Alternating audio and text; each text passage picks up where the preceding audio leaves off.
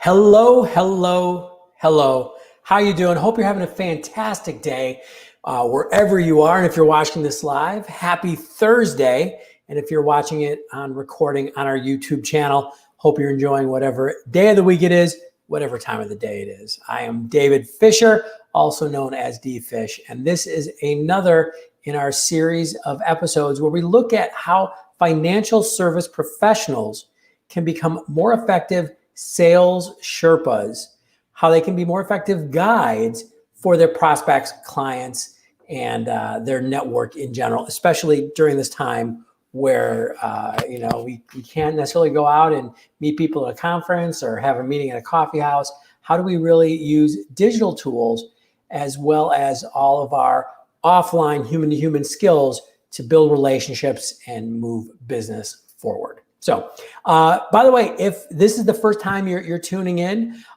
feel free to check out all of our videos. We do put them all on our YouTube channel. So I got the link up on the screen now, youtube.com/user/David JP Fisher.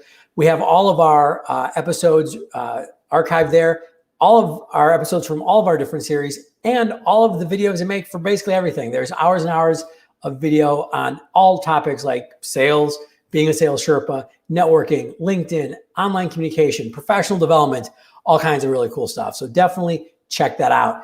And I'm going to remember to take the URL off. I know yesterday I left it on for most of the episode. Also, if you are joining us live today, tell me where you're coming at us from. Throw it down in the comments below. What city, state, zip code, area of the country, part of the world you're from. Let us know where you're at. It's always good for me because it lets me know that I'm just not speaking into a camera all by myself, which that's fine. I've done that before too. All right, so let's look at our topic for today because we don't have a lot of time. I want to talk about compliance and specifically, how do you use digital tools in an industry like financial services where compliance and regulation are a consideration? There's something that you actually have to pay attention to. You can't just be like, yeah, whatever, I'll do whatever I want.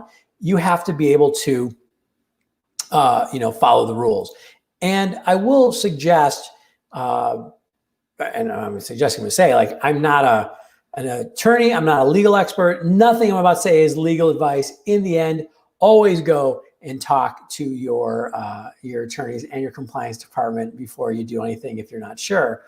Because what I will say is, in working with compliance departments, and I've actually been working with financial service professionals specifically around social media and LinkedIn for over a decade. I mean, that's always been a concern. Like, how do we follow the rules as well as get out there and engage with our clients and with our prospects?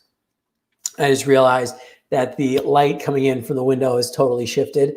And so that means that the exposure is now totally different. So sorry if I look a little washed out, but I'll make sure that the info is worth it. So I said, I've been doing this for a decade. I get it. I get that if you are in a regulated industry, there are more hurdles. There's more things you have to pay attention to. But, and here's the big thing I'm going to suggest to you today, don't let those be a barrier to activity. And I've heard this so many times over and over and over again that, I can't be on social. Our company says that we can't be on social. It's not something we can do. And they just say no. And often that's not even the actual case. It just becomes an excuse that people use to not do anything at all. And you just can't let it be an excuse. Holy cow. Hold on a second.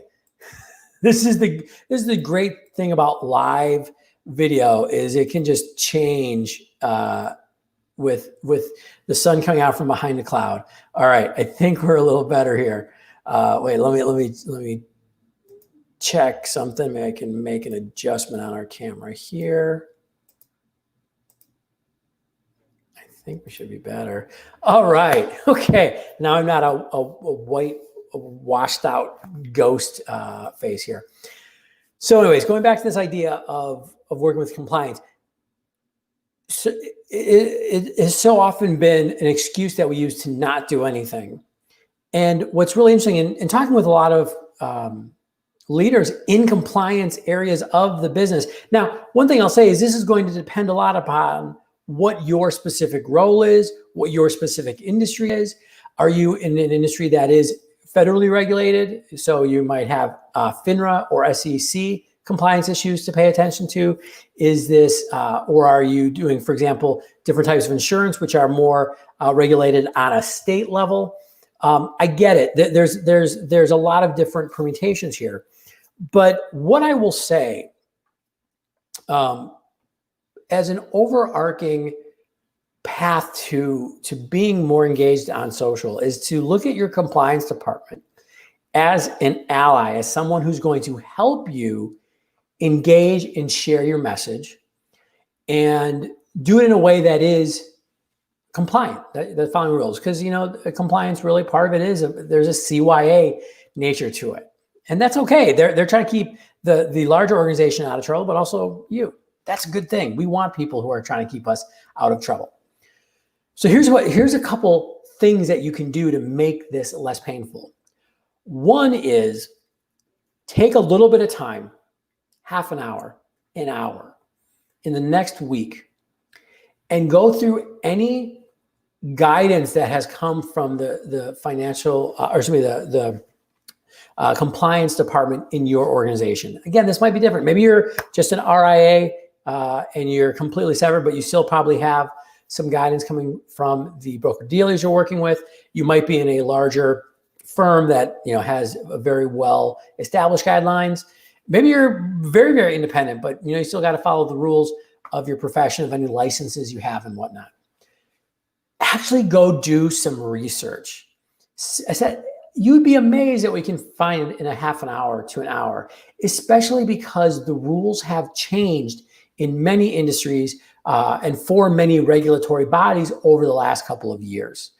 And what might have been a conversation that you had 3 years ago where somebody was like, you can't be on LinkedIn, you can't post, you can't do any of this stuff, it might be very different. And in fact, so that's the first thing, is just read anything that's come out. I mean, go to your company website, if you have an employee handbook, whatever it is, do that research. The second thing you can do, reach out to the people who actually run your compliance department.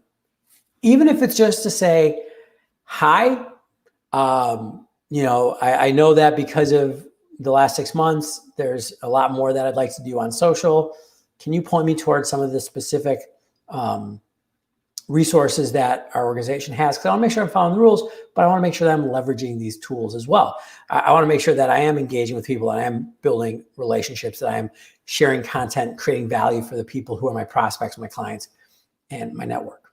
All right. So just ask them, because think about this for a second. If you're in compliance, and if you're in compliance and you're on the call today, hello, thanks for joining us. But if you think about this, if you're in the compliance department, if you're running compliance for a large organization, you're kind of the bringer of bad news often. And you're kind of the person who has to be like, no, you can't do that. And it's you didn't make the rules as a compliance officer. You're just trying to make sure everybody else follows them. But because of that, you're not always viewed as the most popular person. So reach out to them. Just say, hey, I want to work with you. I want to make sure I'm following the rules, but I want to use these tools. How do we do that? You're in a people-facing role. You're in sales. You're in service for a reason. Use those skills internally. Just like you might try to influence a prospect, use those same tools to influence your compliance officers and make friends with them and find out. Again, it's not about saying, hey, can you help me break the rules? No, it's, can you help me figure out what the rules are for our organization, for our industry, so that I can abide by them, but so that I can also continue to engage. Because here's what I'll say is, the regulatory industries over the last decade, again, I started this, working with financial service industries and other regulated industries over a decade ago. And back then, social media was very new. It was scary, like literally, that's when we were telling people it's LinkedIn.com, not linked.in or linked.com. It was so new. And so it was very easy for organizations to say, nope, we can't do this. It's we don't need to, just don't do it. Now we got to a point where like Facebook is mostly used by people over the age of 55, right? So social media has really integrated itself over the last 10 years into our lives.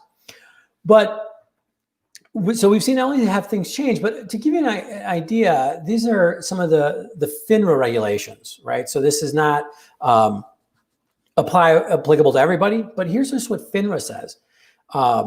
Again, I'm giving you an abbreviated version, so definitely, look more in depth before you take any of this as gospel truth. Not a legal expert, but they make the distinction, for example, in FINRA between static content and dynamic content.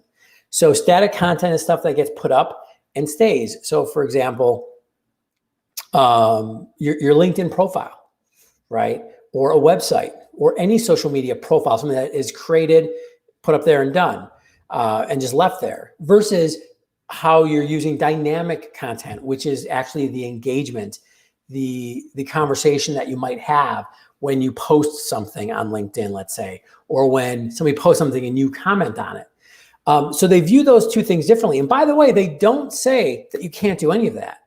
There are some different rules. So for example, you have to make sure that you have some way of archiving your communication, just like you do if you're in a regulated role with your emails, or even using text if you're using text messaging to communicate with a prospect or a client, right? You archive those, and you have platforms that allow you to do that with your emails. There are platforms that allow you to do that with your social media posts. In fact, depending on your organization, there might be one in place already that you can use. Or there are definitely platforms like Everyday Social and Hearsay Social that some organizations have contracted with, and they'll actually give you pre-approved content that you can use. Fantastic, right? There's so much that you can do, but you have to, again, take that first step and dive in a little bit, right? You have to, an hour of time, which I know actually could be a lot because it's a crazy world we're living in right now. It's kind of hard to have a dedicated hour of time, but even do it in 20-minute increments over 3 days and work with your compliance department as opposed to seeing them as the enemy. Because if you start to use these tools, there's so many good things that can happen as you position yourself as that Sherpa for the prospects and clients that you're working with. You're providing information and insights. You're giving them value to help, as I say with a Sales Sherpa role, help them make decisions more easily, more effectively, and with less risk. And that's what people are hungry for. But you got to make that first step, and you got to be engaged in the conversation. So don't be afraid of compliance. Make them your friend. And even if that just means go out and start a conversation with them. Thank you so much for joining me today and listening through on whether it's live or on our YouTube channel. If you have any questions, feel free to reach out to me directly.